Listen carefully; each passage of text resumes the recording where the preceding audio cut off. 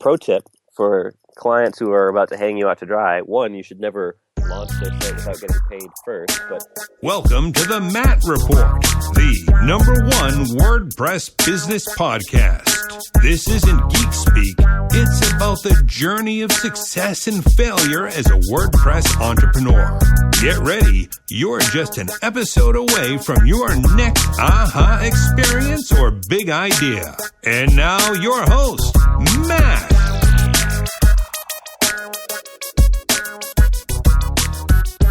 Hey everybody, welcome to episode 47. Today my guest is Brian Richards, who started a theme called StartBox, works for a company called WebDevStudios, and is also doing something called WPSessions, which is like an online WordCamp of sorts, where you get to come and learn from some of the top talent in the WordPress industry.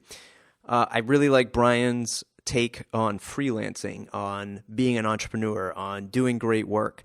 One of the best parts of this is he never really considered himself an entrepreneur in all of this. He's not quite sure where he gets it from. So it's going to be interesting hearing that story and seeing how successful he's become without having the business on the forefront, right? Sort of just doing this for the love and finding good stuff come from it.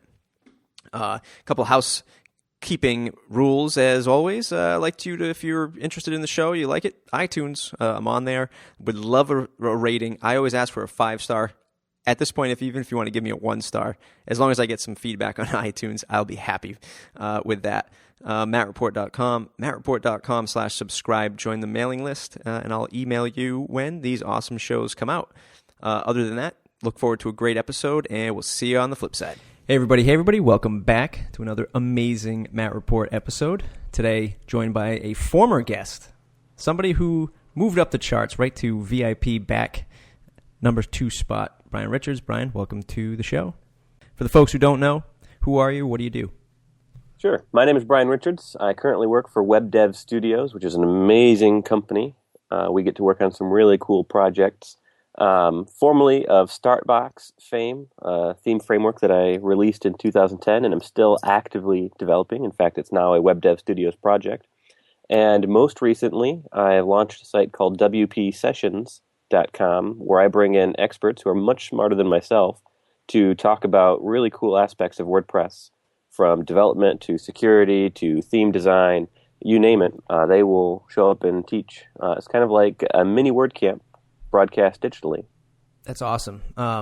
It's something that I've tuned into. It's a great resource, and it's definitely part of that whole like WordPress media thing that I like to talk about. You know, folks who are doing things with either podcasts or video sessions or like virtual WordCamps, like you're diving into.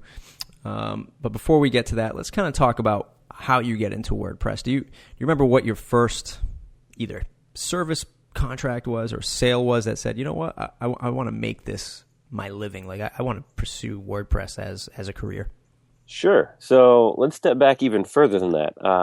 I got my first computer when I was a 6th grader, so I think I was maybe 11 or so, and discovered HTML almost right away.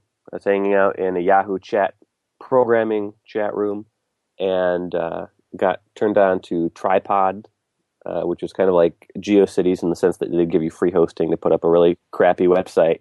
But I thought it was great. I soaked it up, and from that point on, I have been interested in the web and how fast it moves and what I can do with it. So throughout high school and college, I was doing freelance stuff, just making simple HTML-based sites because that was all I knew, HTML and CSS. And I really wanted to be able to provide my clients with something that they could control. My senior year of college, I was doing an independent study, and someone pointed me in the direction of WordPress, and I was blown away. I'd heard of it briefly before that, but I thought it was just for blogging. And then I started to realize that all of these sites that I was visiting on the internet said powered by WordPress on the bottom, and they didn't look anything like each other. I thought, this is incredible. And so I tried it out. I took some HTML and CSS I'd written and I put it into a theme, and lo and behold, it worked. And not only did it work, but it gave me control to access and update the content and give that control to a client. I had built a site for myself called photoshopkid.com. It might still be in existence. I'm not sure if I renewed the domain or not. But that was my first real foray into WordPress. Then I picked up a client. My very next client, I said, hey, I'm going to set you up on this thing so that you can update the site yourself. And they loved it. And I'm surprised that they loved it. This was back pre-WordPress 2. I think it was about 2.3-ish. So the interface wasn't that friendly for them. But they thought it was great. They didn't need a computer science degree to know how to change their site. And I didn't have to sit at my phone at their beck and call to get it running. Let's talk about that Photoshop site real quick. Were you, doing the whole like Google Ads thing, trying to just do some affiliate stuff? Was that just a love for the Photoshop stuff, and you were kind of just blogging about it? That was actually just my interest in Photoshop. I had made it so I would have a home for doing tutorials, and I was actually going to focus on Photoshop, Illustrator a little bit, and photography tips. Nice. And I didn't get very far. Is it because you started getting service clients? Yeah, pretty much. I spent all of my time building the site, and I made it so that it actually looked like Photoshop. I think it was Photoshop CS3 at the time. So the navigation was the layers palette, and I had the tools palette on there. It didn't do anything. You could just drag it around, and then all of the content showed up in just a Photoshop canvas, and the entire interface was draggable and stuff. Was that website sort of a lead-in to folks finding you to hire you? Not really. Okay. It was more just to say, here's some cool stuff you can do with Photoshop, and here's how to do it. Nice. So do you remember what your first WordPress project was for a paid client and kind of how that experience went? Yeah, I believe my first paid WordPress gig was building a site for my old school district back home. And I had a long-standing relationship with them. I used to work in their tech department, so I knew everyone really well. So it was a very comfortable thing. And I'd actually helped them with their previous site and said, hey, I've got something that's much better than what that is, if you want to give it a shot. What was it like to pitch a content management system back then versus today? Sure. So it was actually a very easy pitch for me because, like I said, I knew them very well. So the guy who was the technology director at the time actually worked with me when I was an employee there. So I just said to him, hey, Travis, what do you think about this? And I pointed him in the direction of WordPress. It's free. It's open source, which he likes because he's a big Unix guy. In fact, all of the servers that they have, he set up. And their telephone system, he set up, all using free open source tools. And so that jived with him. And I said I could make something that's much better than the site we have now. In fact, we could set it up so that every staff person has their own site if they wanted. Very cool. You remember what you charged for that back then? Not enough. I think that was a $2,000 project, and I put a couple of months of work into it. Nice. So not a bad average for back then, and maybe one of your very first few clients. I mean, we hear some stories of folks who are trying to get $200 for their first WordPress site. So overall, not that bad on the average. Did you take that experience and say, I'm going to pursue freelancing, or did you take that experience and say, you know what, I can build off of this for another company. I can get hired now that I have this talent. How did you progress from there? So that happened while I was still in college. That was my senior year of college, or between my junior and senior year. And also at that time, I had decided to hook up with an agency that was on the opposite side of the state from me. So it was about a 4-hour drive, a 3-hour drive. And then I stayed with my cousin who lived on that side of the state, which was still another 45-minute drive. And that was both awesome and not awesome. And it reaffirmed that I wanted to do freelance. Yeah. Over on the East Coast, I'm about 45 minutes to an hour away from Boston, and folks don't eat the 24 to 95 route. People do not want to drive it. They don't want to spend an hour in traffic. They certainly don't want to spend the average of 2 hours, but 4 hours. And especially if you hit traffic, I can only imagine what that was like. Doing that on the daily. So let's talk about that experience. What were they offering? Were they offering WordPress stuff back then, or was it just a typical web shop? They were just a typical web shop. In fact, they were working with Ruby on Rails, which was just getting off the ground. So they were right at the forefront of building really cool stuff. And I was actually hired as a designer, so I wasn't doing any development in any capacity at all. And it was a pretty good gig until I realized that it wasn't the right fit for me. And then it started to wear on me, and I kept thinking, like, I don't think I need to be here. And I'm like, well, no, the money's really good. I should stay here. And I'm learning some really cool things, but no, I shouldn't. I should leave and find something back home. And how long into that job did you start to have those feelings? I would say it was about 3 or 4 months, and I ended up getting out of it right about the 4-month mark, just before the school semester started, which was a huge relief because I wasn't sure how I was going to manage this job that was 3 hours away plus classes. Yeah. So going back to school, of course, is one interesting roadblock in that journey. But let's say you didn't have to go to school, back to school. Many folks would probably say, you know what, Brian, just stick it out for a year. Learn some more, make some more money, save up, that kind of thing. Had you not had to go back to school, would you have stayed for a year? Or was there something there that was just like, you know what, this is just not a good fit for me? I would not have stayed. There was definitely some strange thing. Part of it was that because it was so far away, I had negotiated to work 4 10-hour days instead of 5 8-hour days. So I was just there Monday through Thursday.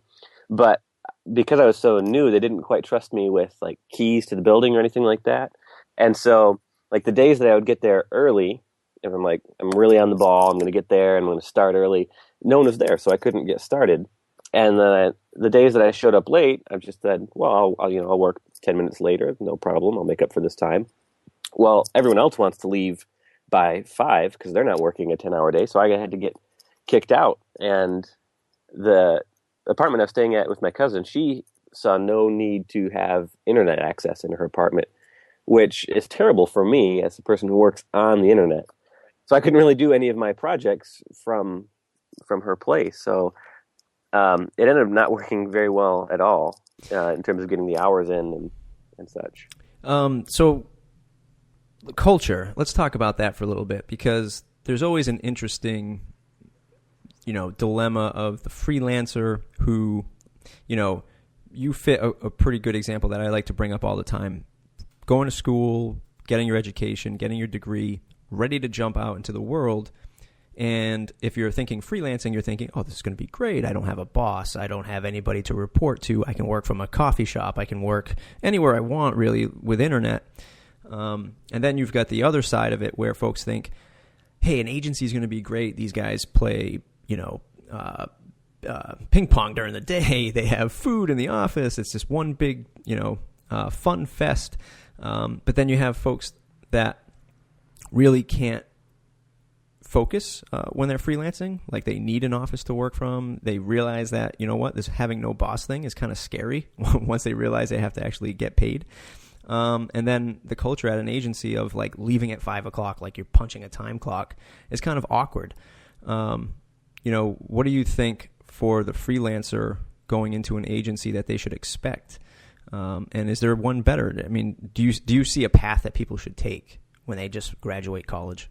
Yeah, so I have lots of thoughts surrounding this, actually. In fact, I wrote a blog post a couple of years ago about working from home is not for the faint of heart, where I go in and break down these myths of, how amazing it is to work from home and having no boss and there's no commute and things like that.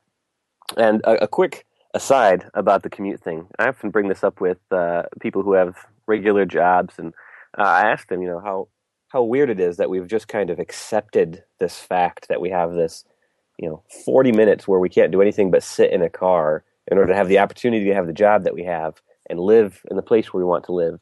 And I kind of play devil's advocate and say, don't you think that's crazy that you're willing to just give up parts of your life like this? And they go, I hadn't really ever considered that aspect of it. Everyone's just, of course, I've got a 30-minute commute. That's not terrible. Right. Never mind the people that are like my brother commutes it's almost the same distance, and he's on average in the Boston traffic like an hour and a half, 2 hours a day. Forget it. If it snows, it's like 2.5, 3 hours. Yeah, and forth. That blows my mind. I wouldn't want anything more than maybe a 10-minute commute ever. Exactly. Anyway, so I wrote this post and I talk about how terrible it is to work from home, but then in the end I come back and say, like, well, actually it's very amazing, and here are all of the great qualities, in fact, ones that people don't even talk about.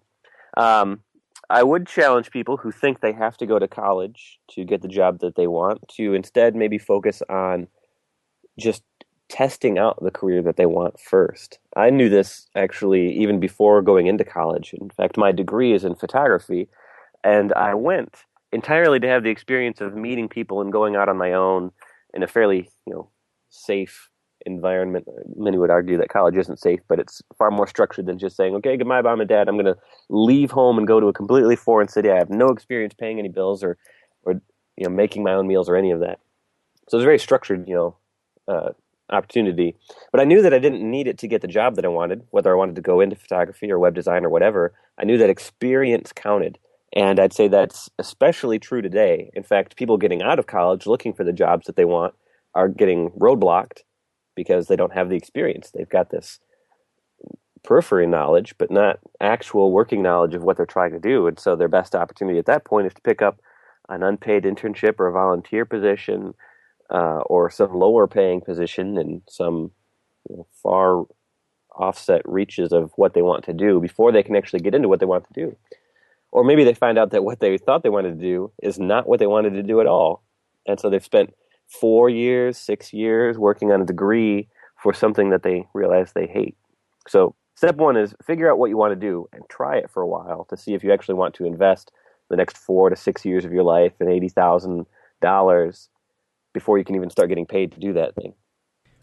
What do you think? Before you move on to your next step, what do you think would be like the best way for somebody to do that? Just hop into like an internship, maybe try to see if you could shadow somebody, that kind of thing? Yeah, I would say either of those are a really good opportunity, or an apprenticeship of some kind. One of my favorite things to read about from the past is apprenticeships and how people were able to just say, well, I think I'm going to go into this trade. And then they partnered up with someone and they learned everything they needed to learn until they started getting their own paycheck from it. So step one, figure out what you want to do and try it before you invest lots of time and lots of money that you don't have into learning it. Number two, I'd say it's important to work for the man before you can be the man. Even though that agency job that I had wasn't the right fit for me, like I said, I learned a lot of very important things about billing that and running a company that I had no idea about when I was doing freelancing prior to this. I didn't realize that I should be accounting for the time that I'm calling the client or emailing the client, or the time that I'm just thinking about a project before I even begin the project. Even though it'd be weird to put those as line items in an invoice that I send them, I need to account for that time in the estimate that I'm providing, and ultimately the work I'm getting paid for. And so I learned that and so many other incredible things about having a business that I would never have picked up just on my own. So it was a really great stepping stone for me. And in fact, on my way out the door, they ended up giving me a client that was too small for them, that was just the right size for me to sustain me for another month. So that was a pretty cool deal. That's great. I love the quote, it's important to work for the man before you can be the man. So often I see, especially with some of the interns that we bring in, is they just don't, we try to, obviously, like every good web agency is going to do, is find the happy balance between creating something great and falling in the lines of the budget. Yep. It's always a give and take. It's always something that, you're kind of going back and forth with the client. Here's all they can afford, or we got to squeeze out one more feature that we sort of didn't agree on, but we'll do it, kind of thing. On the flip side of that is the man's trying to run a business and the developer's thinking, no, I can't do this. Or especially designers, they're like, no, that can't be done. Or I can't spend any more time tweaking this. I already spent so much time changing colors of whatever. But if you don't get that experience of billing, creating invoices, negotiating prices, doing the discovery sessions, and And God forbid, the worst part is the accounts receivable, right? When somebody doesn't pay you. Oh, yeah. And then you have to track that down. That's a whole new world. So it's one thing to be like, oh, my boss sold a website for $10,000, and he only paid me, $2,500 to do it. The flip side is all the costs, the taxes, the overhead of running that business, and then waiting for the client to pay you. You've already been paid, Mr. or Mrs. Developer. Now I have to go chase that client. So there's some things in there that folks might not be privy to when they start their own business. There's a lot of scary things like that. Pro tip for clients who are about to hang you out to dry: one, you should never launch their site without getting paid first. But bingo. When you ultimately break that rule because you say, well, I can trust this client, we've got a good relationship, and you launch the site anyway, don't give them all of the keys. Reserve a couple for yourself so that if they do hang you out to dry, you can make sure that they are aware that you can turn their site back off. I had a client who was very slow to pay, and I learned later on that this is kind of how he was with everyone. But I learned from someone who was working with him that, he's probably not going to pay you for another couple of months. He's told me this. I said, oh, really? He told you that? Okay. So in my invoice, I put in a standard 10 net 30 where I added 10% to the bill unless he paid within 30 days. And he didn't. And then another 30 days passed. And I said, look, I've been very patient and I really appreciate what you're trying to do with this site, but I can't afford to work for free. And if I can't get paid soon, I'm going to have to turn the site back off until you're able to pay for it. And that spoke to him loud and clear, and I got a paycheck that week. That's a tremendous pro tip. Yeah. Coupled with a real-world experience. Yeah. So that's great. There's some other things I want to get into. I want to talk about how did StartBox come up? What were the thoughts on that? How did that come about? It was a fairly organic process. When I was starting with WordPress, the first few sites that I was doing, I didn't really have a good base from what I was working with. And so every site was somewhat different. The code base was completely different. And then I came across a theme called SandBox, which blew my mind. It was just a really ugly looking theme. It had no real design at all. But I saw this little showcase that they'd put together, and it looked dramatically different. And all that was changing was the CSS. It was kind of like the CSS Zen Garden. And they had actually pioneered a few functions that found their way into WordPress core later, called body class, post class, and comment class. And what these do is add dynamically different classes to the body tag, to the post container, and to the comment container based on what you're viewing on the site, so that you can target that thing and style it differently. And this unlocked so many possibilities in my mind of like, oh, wow, I could style the site to look differently during the month of December. I could style the shop category to look different from the frogs category, to look different from the general news category, things like that. I could make posts that are in this category have a different background or different icon next to their title, all of these things. And so I used that for probably about 6 to 10 months before I realized that I kept making the same set of changes to the theme. So I thought, well, I'll just merge these changes into the theme itself, and I'll rename it to StartBox because it's Sandbox, but it's my starting theme.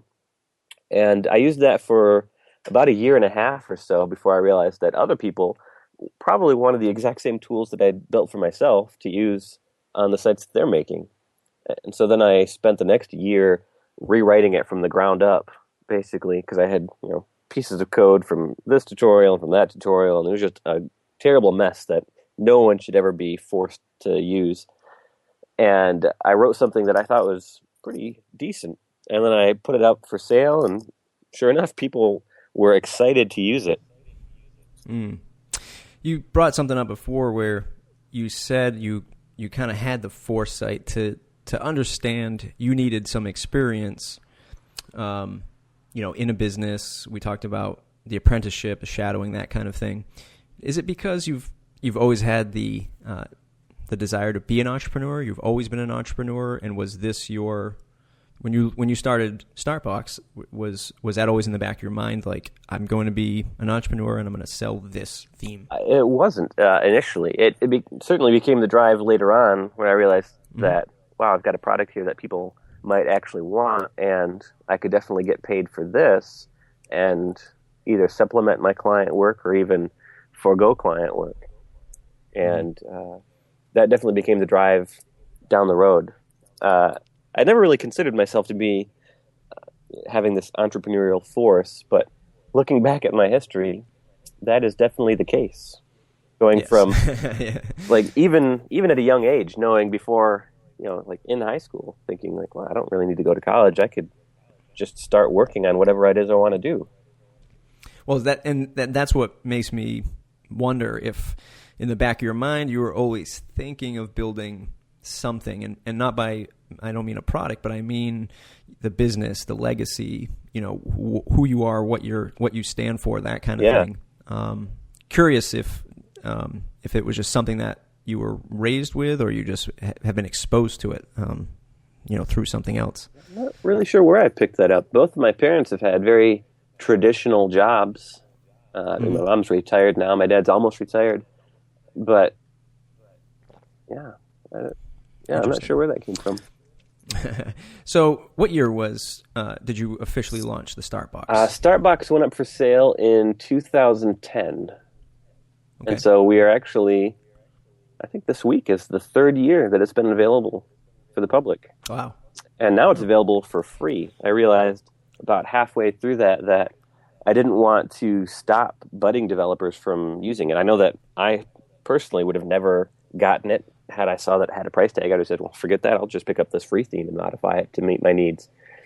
And so I put it out there for guys like myself who weren't going to open up their wallet, and instead decided to charge exclusively for support and for child themes that I had made for it. So I could say, here's all of the different things that you can do with StartBox, and if you want to, take this up and modify it, you can buy it. There's a lot of discussion going on lately about WordPress theme company sustainability, prices, yearly prices, support.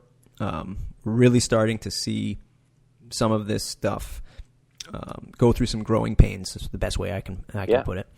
What were the challenges you faced when you launched, and why the eventual free set and all that good stuff? Sure. So I also saw these dangers early on. I talked to a lot of the theme guys before I put my shop up, and what are your experiences?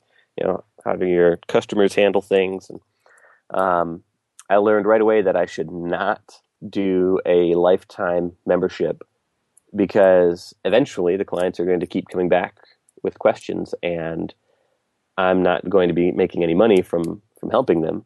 And I mean, that's not to say that I shouldn't be altruistic and help them anyway, but at some point I'm not going to be able to afford to help them, because I'll be out of money and I'll have to work at another job that's taking up all my time, and then they're kind of just out of luck. So I learned right away to not do a lifetime membership, and that has worked out fairly well for me. But then the other side of the coin is, well, now you have to keep providing value if you want them to return, to renew their license, to buy other products. And I think that's a good thing, because it puts it on me to not just, kind of rest on my laurels and stop releasing things. I have to continue to put out quality work. I have to continue to impress them with the customer service that they're receiving. Otherwise, they'll just walk away. Right. Again, that's some tremendous foresight. 2010, I guess, would be right around when it started to fire up, like themes and Theme Forest were starting to get super popular, and we started to see some of the all-stars rising. Did you have any roadblocks with selling or marketing the theme, or is it just too much all at once? What was it about getting it off the ground to make it that sustainable business? Sure. So I basically fell flat right after I launched. I had a huge launch, and that was very successful, and then things kind of trickled up, and that was all on me. I did zero marketing whatsoever, because I had thrown off the shackles of client work.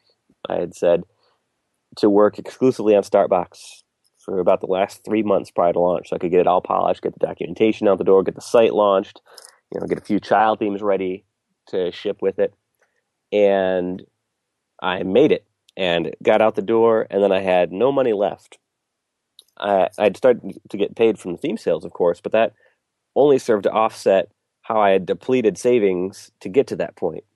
And so I never had the right amount left to invest into AdWords campaigns or banner ads on different sites. And so I wasn't able to bring in the audience that I needed in order for it to be the smashing success that I was hoping for. And so I picked up client work again and used that to offset the cost of developing StartBox. And that was going really well. And I made another big splash the following summer. I had a great big promotion, brought in tons of new customers, spoke about it at a couple of WordCamps. And then I got picked up by one of my clients as a full-time gig. They offered me a very, I wouldn't say lucrative, but a very attractive offer. It was one of my friends, actually. So I get to work full-time with a buddy, and I thought this would be great. They'll pay me, and I can keep working on StartBox and use it for all of our stuff. And that ended up falling flat as well, for StartBox at least, because it took so much of my focus away. Right. So especially people in my audience and a lot of folks that are just now seemingly getting into WordPress to start their WordPress business, they hear stories like yours and it's like, well, I just, started a starter theme, and then I made some child themes, designed it, threw it together, uploaded it to .org, sent it out for free, and then I had a paid version. Really quite simple. But under the hood, this product took you a long time to build. Child themes just, didn't create themselves. What kind of overhead were you looking at, when you first initially started? Like 6 months, 9 months to develop everything and get it the way it was on launch? Give folks a sample of what the timeline actually was, so they don't think that you just did it in a weekend. Or did you do it in a weekend? That's a good primer. I had a presentation that I gave in Chicago, at WordCamp Chicago. I think it was 2011, and it was about being successful and overcoming these myths of the overnight success and the reality of all of these successes that you see is they've got about 10,000 hours of work already put in before they get to be the success that you see. And to put that in perspective, that's about 5 years of working 8 hours a day, 5 days a week to become a so-called expert in what you're doing. And for StartBox, it was considerably less time to develop, but I had already put in my time becoming the developer who could build it. So, like I said, I had started with it maybe in 2009. So I was working with it for about a year and a half, and then I took about 6 months to completely redevelop it to get it out for launch, and then another 6 months or so to get the first 6 child themes out. So about a month a piece for the theme, which I'd say is pretty good. And then 0 time into any marketing or promotional efforts, which, of course, if you build it, they will not come. If you build it and tell them that it exists and tell them why they should care about it, then they'll come.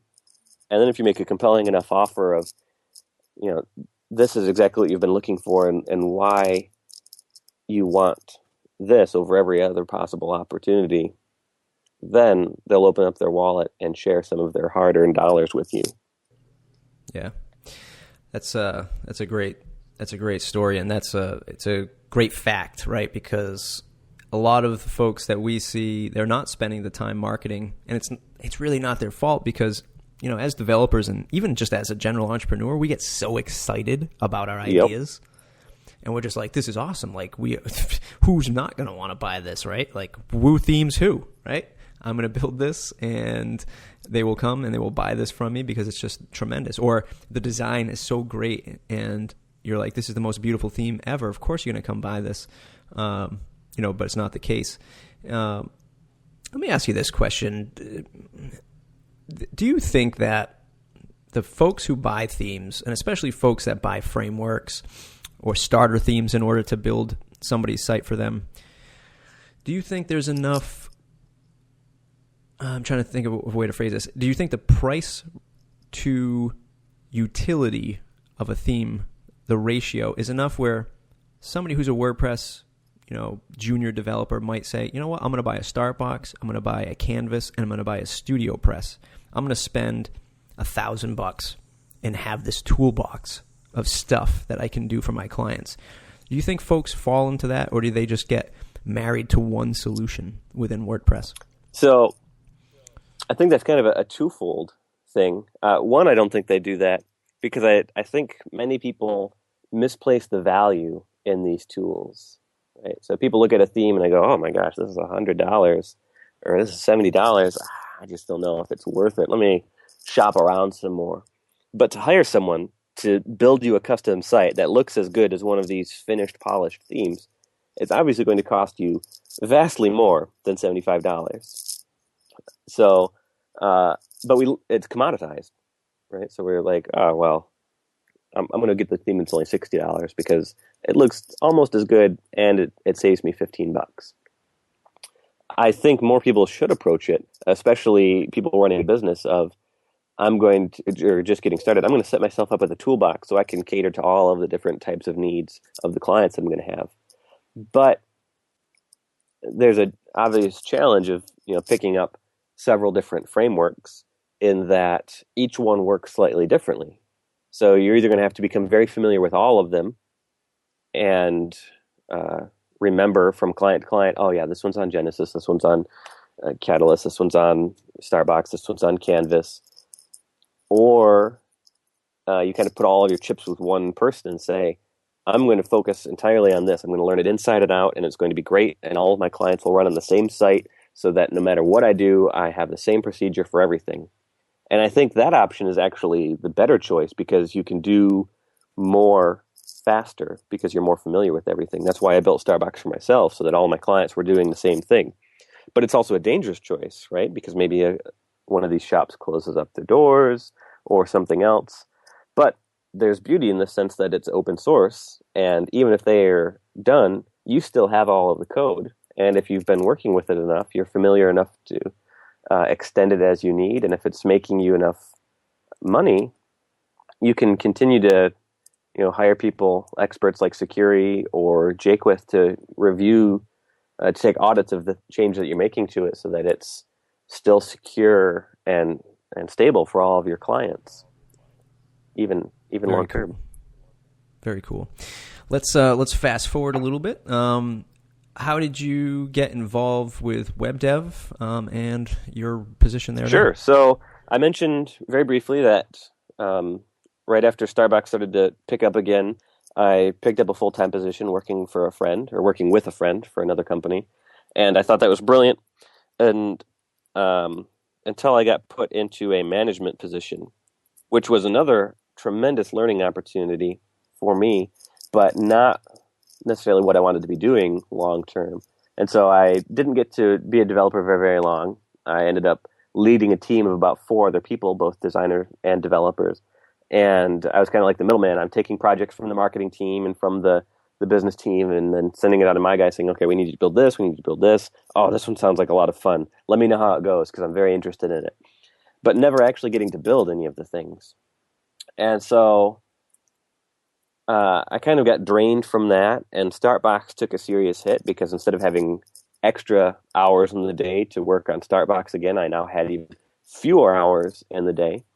And so I wasn't even necessarily looking to leave the job. I didn't realize I had these feelings until I was chatting with Brad from WebDev about a new hire they were looking for.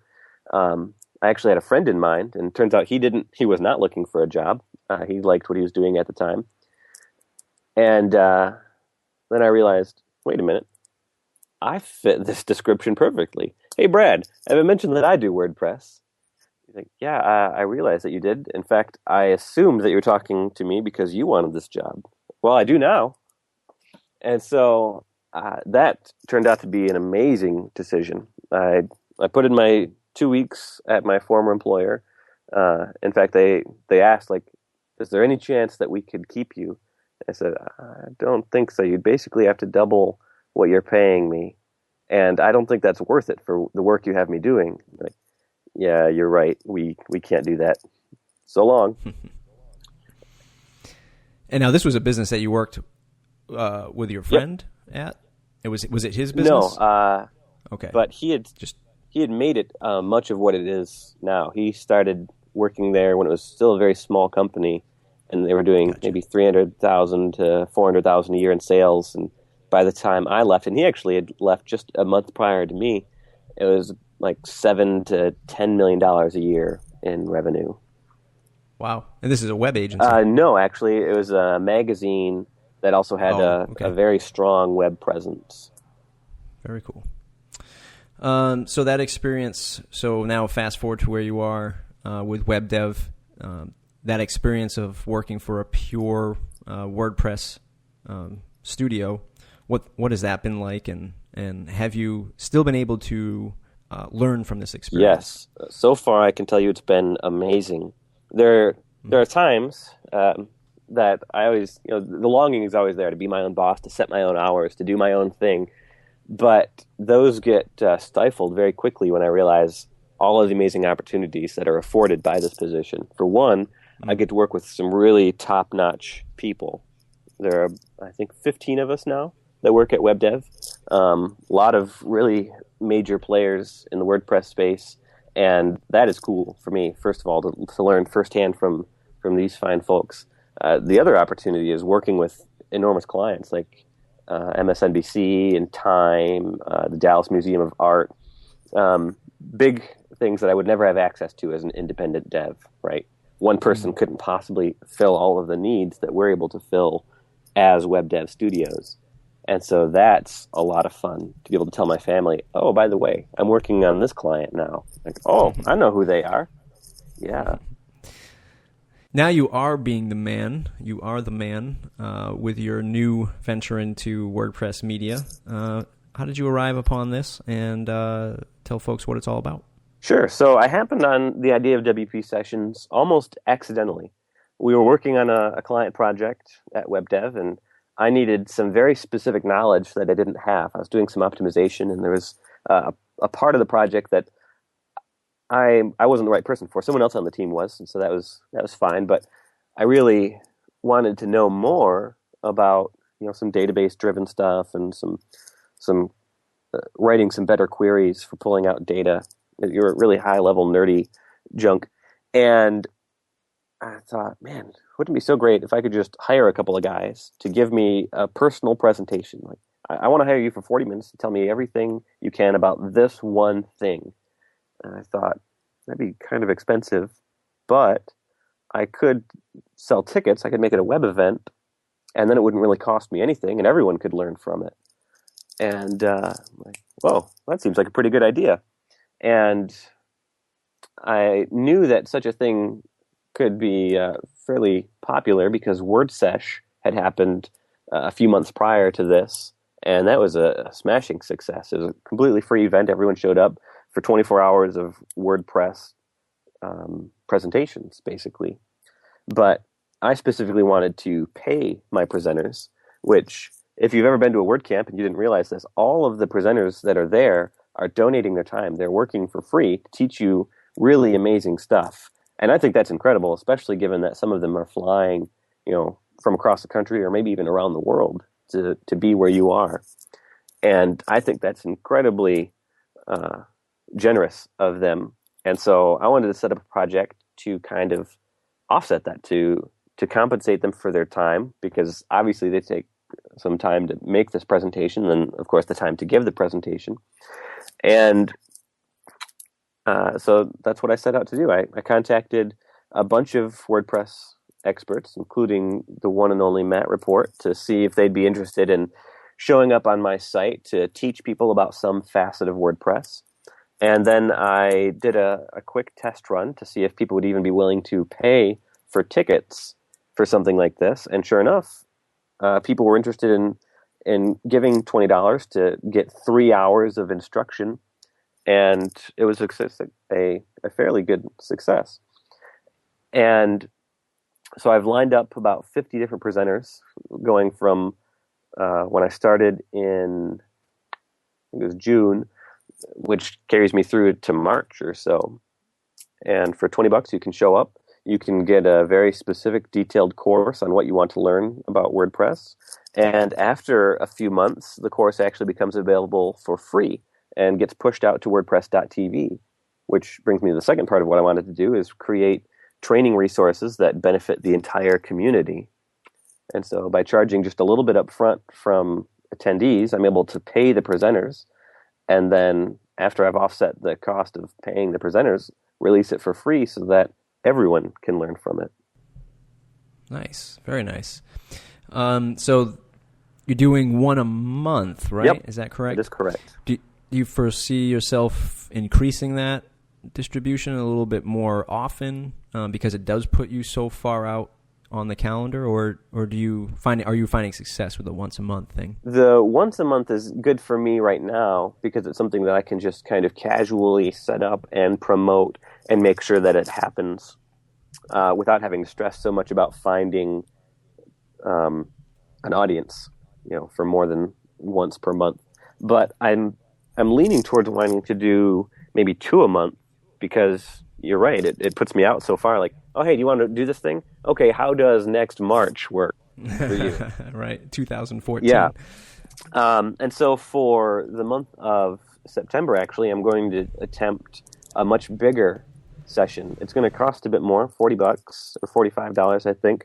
But I'm bringing in 6 presenters, and it's going to be sort of a WordPress theme boot camp. We've got people talking about higher level philosophy stuff of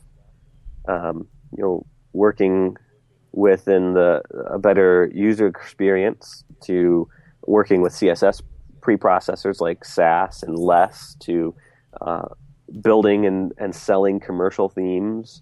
I even have a couple of guys from Automatic, Konstantin Obenlind and Lance Willett, talking about developing for a massive audience and their experience working with the underscores theme and the default themes from 2011, 2012, 2013, and on.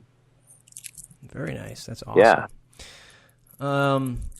So one would say that you're more focused on the developer designer crowd, yes, versus maybe the beginner to WordPress. Yep. At the moment, that is definitely at the moment.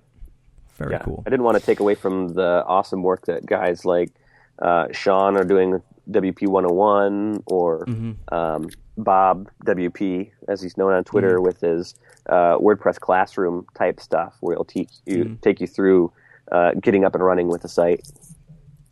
Very nice. What do you think the biggest challenge is for you right now? For WPSessions or in general? Let's go in general. In general, having enough hours in the day. I have so many things that I want to do and not enough time to do them. In fact, I often choose working on things over leisure activities like watching a movie or playing a video game or something like that, because the work that I'm doing is just that exciting and fun. It's weird. Nice. Well, Brian, it's been an awesome formal interview. I do appreciate you taking the time to sit down with us and share those stories. We're going to jump into the last few segments. First segment, what's in your toolbox? What unique app are you using that maybe other folks don't know about, that you use for productivity, for development, anything that you're using? So my favorite tool, bar none, is Sublime Text 2. I stumbled across that last year, and it has completely changed my development workflow for the better. I love it because there are so many extensions for it that I can basically custom tailor it to do exactly what I need. So I've got a linter in there so I can find out when my code is broken before I even save the file, an extension for Git so that I can see what lines I've changed since I last committed, and all sorts of things like that. Most developers know about it, though, so that's not really a secret tool. Just recently I've been getting into working on the command line more, so I've downloaded iTerm 2 for my terminal, and I switched to using the ZSH shell, or Oh My Z shell, and that has proved to be very cool. And that's good, because I've been looking for an alternative to regular Mac terminal. Yeah. So look into iTerm 2 and ZSH. It gives you a lot of really cool things. Will do. Few questions from the listeners. First question comes from Carrie Dills, at CDills on Twitter. Ask him why he's always upside down. Wink. Yeah, so my avatar for everything, for Facebook, for Twitter, for my gravatar on comments, is a photo of me where I'm upside down. And I'm hesitant to ever change that because so many people recognize me as that, just a couple of bug-out eyes and just a mop of curly hair. In fact, it's almost hazardous when I show up at events like WordCamps. People don't recognize me, of course, and then they see my Twitter handle or my Twitter avatar, and they go, "Oh, you're that guy." Second question comes from Robert Nyberg at RobSearch on Twitter. What is the biggest challenge working with WordPress today? That's a good one. I would say being adaptive, and that's true regardless of whether you're working with WordPress or the rest of the web. But being flexible enough to know what's coming and to change your styles to match for that. There's lots of talk about most web platforms moving towards a more JavaScript-based approach, and we see that happening in WordPress core with the new media manager from 3.5 that was completely written using Backbone, to the Heartbeat API that was introduced in 3.6 so that data can traverse WordPress more freely, more quickly via JavaScript, and etc. And now we've got theme shops like the Theme Foundry who released their collections theme that's powered almost entirely by JavaScript. So there's shifts like that to be prepared for, and then there's also shifts in how content is being managed. We've switched from just posts and pages to custom post types, and now we're talking about post formats and even more adaptive ways of working with content in the editor in WordPress, where you don't even need to necessarily use a post format, but you've got these content blocks that you could drop in potentially. So lots of really cool things happening, lots of changes to be aware of, but you also have to be ready to kind of put the brakes on, right? So you have to be aware of the changes and be ready to roll with them, but not quite yet because they take a lot of time to develop. Right. Good stuff. Good stuff. Let's jump into the lightning round where I ask you a series of quick questions and you will have a series of quick answers. Go for it. The one plugin you cannot live without. I love Gravity Forms above all others. Whenever I'm launching a site, I tell people, regardless of what they're doing, you should probably get Gravity Forms because it'll be good for you. Absolutely. A favorite WordPress or business book? I love professional WordPress plugin development. Not just because it's by my boss, but because I learned a lot of really cool things. I've been working with WordPress for about 3 years before I cracked it open and realized, oh, wow, look at all this stuff that I didn't even know. That Brad guy's pretty smart. Yeah. The other Brad. A quote you live or run your business by. I love the one that I shared earlier of you have to be the man, or you have to work for the man before you can be the man. It's important to learn from others as much as you can to add to your own experiences. Yeah, exactly. The best business or career advice you ever received? That would be a good question. I never really got too much advice. I kind of just jumped out and did it. So my advice would be to spend at least a little bit of time researching, but not so much that you have decision paralysis. Like if you've figured out 90% of the equation, you've wasted too much time. What's the longest a client project ever took? I had one that lasted about 6 months. Oh, that's not that bad. If you had to switch to another CMS, what would it be? I hear that Drupal is fairly modular, and that's interesting. I'd definitely explore that. I don't know if I'd end up with it, but I'd look into it for sure. When I was on the Dradcast, Brad almost killed me for saying Drupal way too many times. Who should I interview next? I would say either my coworker, Justin. He does a lot of really cool things. Or Nason or Mark Jakewith to hear about their experiences with building WordPress core, or any of the guys who are working in WordPress core, honestly. Tremendous. Is there one question I didn't ask you that I should have? No, you pretty much covered the palette of Brian Richards. That's awesome. Well, Brian, it's been a tremendous episode. I'm sure folks are going to take a lot away from this. Where can folks find you to say thanks? They can find me on Twitter as Risen, but that's spelled RZEN. And then my personal blog is risen.net, same deal, RZEN.net. And WPSessions, is that? Yeah, WPSessions.com. Of course, my fun new project. You probably want to check that out if you want to learn cool WordPress things. Sweet. Well, Brian, thanks for joining us, and we'll hopefully, I'm sure, in 6 months to 8 months, get you back on, because I'm sure you're going to have some other awesome experiences to share. Well, cool. I look forward to it. Awesome, Brian. Thanks a lot. Thank you. What a tremendous episode with Brian. I'm so glad he was able to join us, give us some of his feedback on being a freelancer and a professional WordPress developer. If that's what you're setting out to do, definitely take some notes from this episode. You have to work for the man before you become the man. Awesome advice from Brian. This track is called Prophecy from Zero Project. Just had something so epic with the name Risen to go with. Matt from the Matt Report, mattreport.com/subscribe. We'll see you next time.